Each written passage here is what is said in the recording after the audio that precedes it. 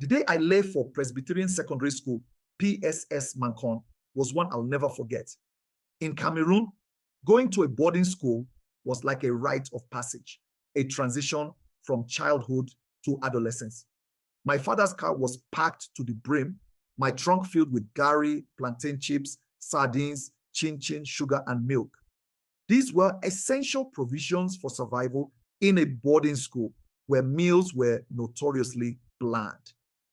My uniform and mattress sat on top of the trunk, along with a study bucket I'd use for everything from fetching water to washing clothes.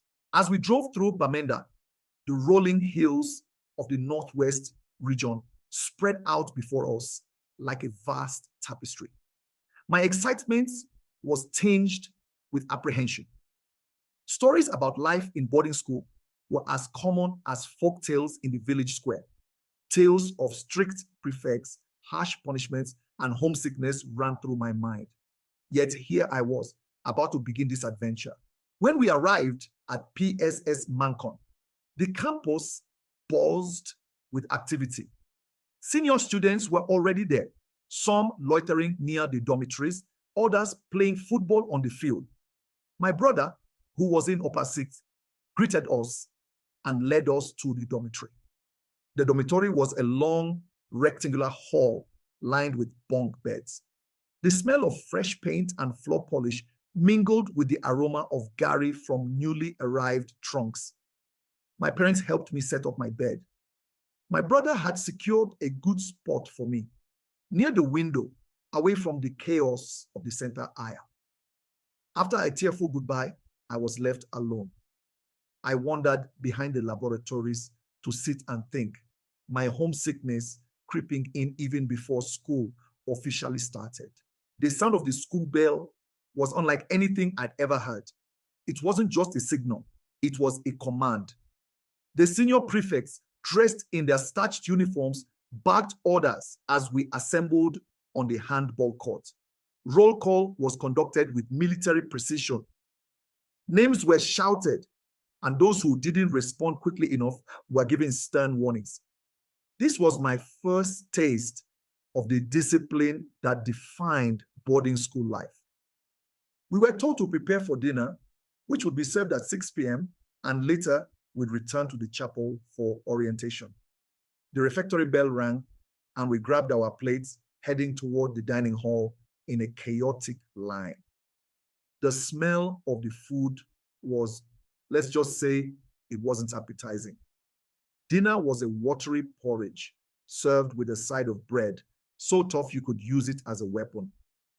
I ate quickly, knowing that lingering too long could attract the attention of a prefect looking for someone to book for punishment. The chapel, with its high ceilings and wooden pews, was both intimidating and comforting.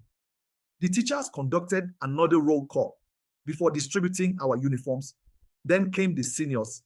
They strolled in like chiefs addressing their subjects, their speeches full of warnings. Junior students, we were told, were forbidden from using certain facilities. The toilets for seniors were off limits, and entering their dormitories without permission was a punishable offense. The hierarchy was clear, and respect for authority was non-negotiable. The senior prefect decided which class left the chapel first. This was our introduction to the pecking order, a system that would govern our lives for the next few years. At 10 p.m., the dormitory lights went out. The works prefect, wielding a flashlight like a weapon, stormed through the hall, ensuring everyone was under their blankets.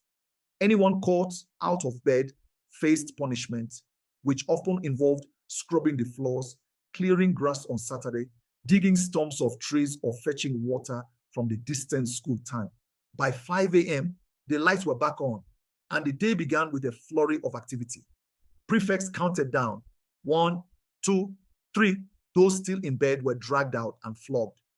We lined up outside the dormitory, shivering in the cool morning air as announcements were made. Morning chores were assigned, from scrubbing the floors to cleaning the school campus. By 9 a.m., we were ready for inspection. Life in boarding school was steeped in tradition. Saturdays were for inspection, a rigorous process where students donned their official uniforms, complete with black shoes and white socks. Beds were made with military precision using white sheets that had to be spotless. Prefects and teachers inspected every corner of the dormitories, from the state of the floors to the cleanliness of our ears.